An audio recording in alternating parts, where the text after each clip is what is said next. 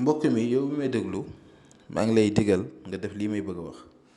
ndax secret yi leen di jox yu bëree bëri am na si yoo xam ne day jafe pour nit ki mën koo def yi ay bind alxuraan la yi ay sunguf la parfois mu jafe nit ki mën ko ut waaye nag maa ngi lay digal yow mi may déglu nga fexe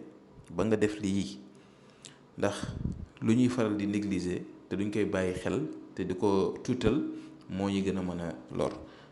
nit ki na nga aaru ba pare sa yaram na set wecc dégg nga bët yeeg làmmañ yeeg wax yeeg yooyu yëpp na set si yow moo tax nga mën a avancer moo tax loo dugg mu mën a sotti moo tax loo nekk mën see yàgg moo tax luy ut tam mu mën a nga mën ko am dégg nga ak itam nit ñi nga xam ne dañoo soxor ñi nga xam ne ñu ngi jug pour yàqal la kon nit ki war nga defar sa yaram war nga aar sa yaram ut ay kaaraange yu dëgër sa bopp ut ay tojtal ngay def ko sa yaram kon bii da see bokk mu nekk secret bu am solo boo xam ne yëfu mag ñi la ma di leen digal ngeen di ko defal seen njaboot. ginnaaw loolu comme ni ma koy faral di waxee toujours ñi nga xam ne dama leen koy rappeler rek ndaxte ñu si bëri xëy na dañ leen koy faral di soxla mooy ñi bëgg a def istixaara ngeen seetlu seen ay mbir wala seen mbiru bopp lu jëm si wàllu diggante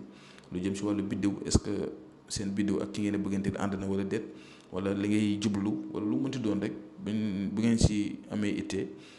incha allah mën ngeen yónnee message si numéro boobu noonu am na whatsapp wala ngeen woo ñu 76 605 63 19 am na whatsapp wax naa ne comme woo jotuma rek na ma bàyyi message si whatsapp bi incha allah yenn saa yi nag dañuy xaw a jàpp ndax lii defuñ ko liggéey yenn saa yi ñu nekk suñu liggéeyu bopp waaye yàgg dañ leen tontu incha allah kon secret bi yomb na léegi ut mooy dàll carax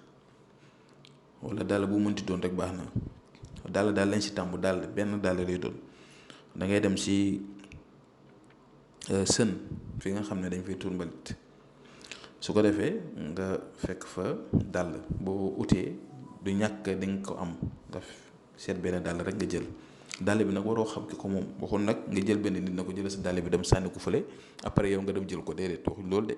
da ngay ñëw rek par hasard nga jël dàll bi fekk yow xamoo ko moom dégg nga da ngaa ñëw rek tombee ko nga jël benn lay doon bu dee dafa tilim boo yeggee raxasa ba mu set gur sa ndox mu set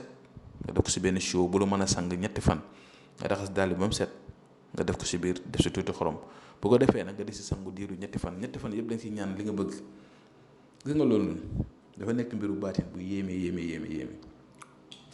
nit dem na fu ne fay ay millions waaye secret bi sëñ bi ak soxna yi may déglu maa leen di digal ngeen def ko rek te ku ko si def